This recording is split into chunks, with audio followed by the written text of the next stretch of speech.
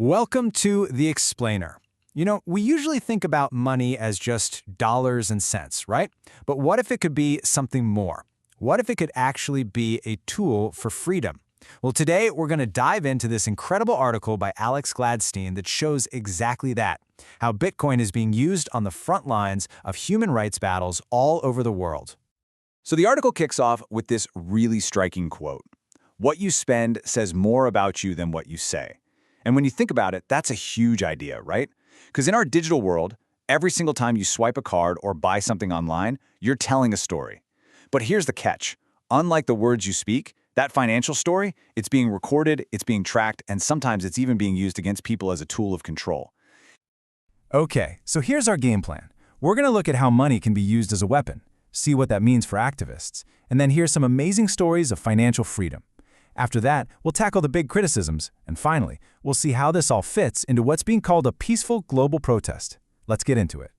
First things first, to really get what's going on, we have to understand the problem at its core. You see, for billions, and I mean billions of people, the normal financial system isn't some ladder to success. It's more like a cage, a really powerful tool that governments can use to keep people in line. So how do they do it? Well, the article breaks it down into three main tactics that authoritarian regimes use to weaponize money. First up, surveillance. They can literally watch every single transaction. Second, devaluation. They just print more and more money to pay for their regime, which basically destroys the savings of regular people through inflation. It's like a hidden tax. And third, isolation. They can just cut you off, disconnect individuals or even whole countries from the world's financial system. And this is where it gets really crazy. This isn't some niche problem affecting a few people here and there. Check this out.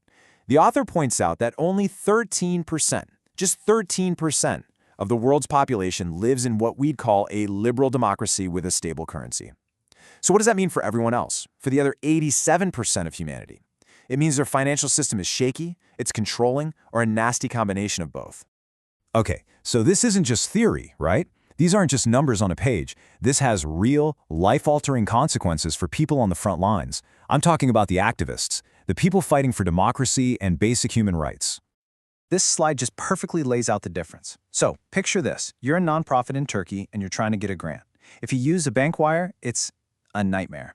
It can take weeks, even months. It puts a giant spotlight on both the donor and you, and the government can watch, seize, or just devalue the money before you even get it.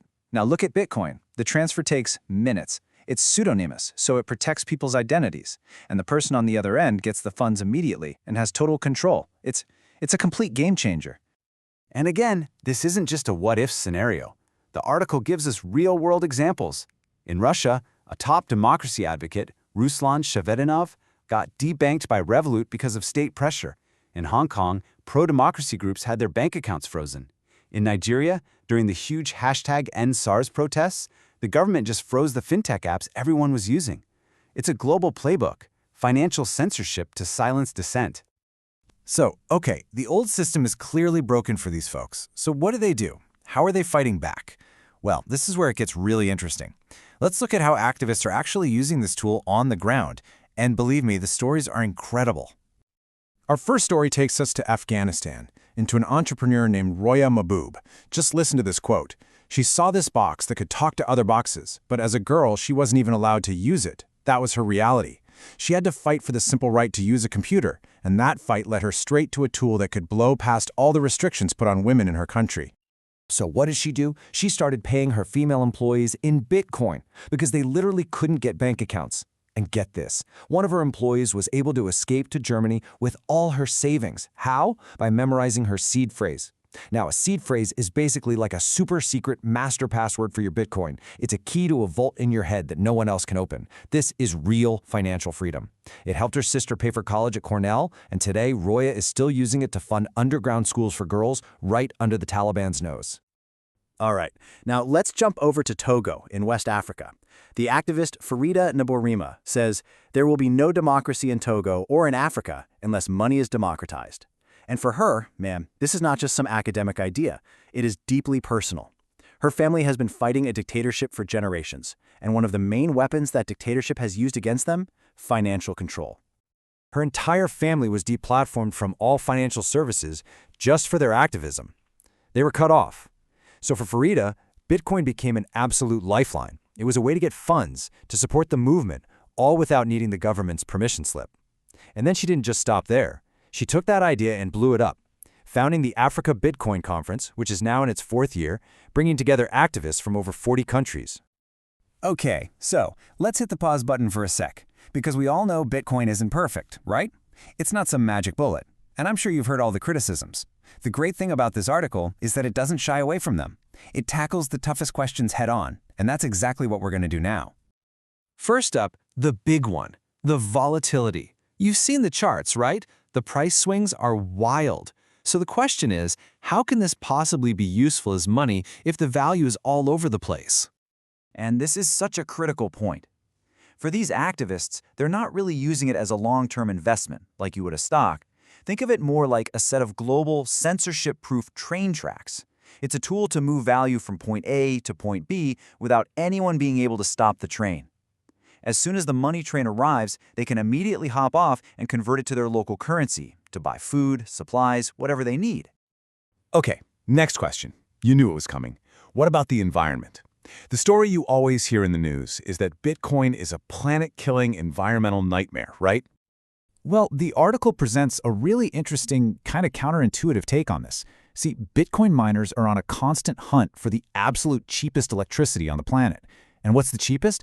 It's often energy that's being wasted, what's called stranded energy.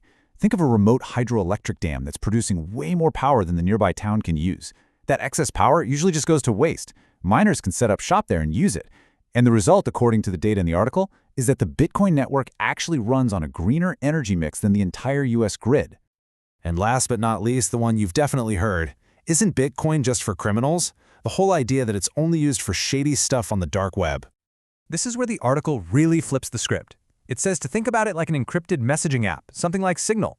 Yeah, sure, can bad guys use it? Of course, but that's not the important part. What's truly significant is that millions of normal people can now communicate freely without being spied on. It's the same idea with money. The article argues that the biggest criminals on the world stage are often the dictators who need financial surveillance and censorship to survive, and Bitcoin is a tool that takes that weapon right out of their hands. So, let's zoom out. We've seen the problem, we've heard the stories, we've tackled the critiques. So what's the big takeaway here? What does this all add up to? Look at this number, over 100 million. And get this, that's the number of users from just one company, Coinbase, back in 2025. This isn't some tiny group of nerds in a basement anymore. We are talking about a massive, truly global phenomenon. And that's the real heart of it. This isn't just about a cool new piece of tech. It's a movement. In fact, the author calls it the biggest peaceful protest in history. Think about that. It's not a coordinated march. It's just millions and millions of people, all on their own, making a quiet choice to opt out of the system they were born into and opt into something new. And that's really the final thought the article leaves us with. It's a question that feels more and more important every single day. As our world gets more digital, more controlled, what does real financial freedom even look like? And maybe more importantly, what tools are you going to have to protect your own freedom? It's definitely something to chew on. Thanks for tuning in.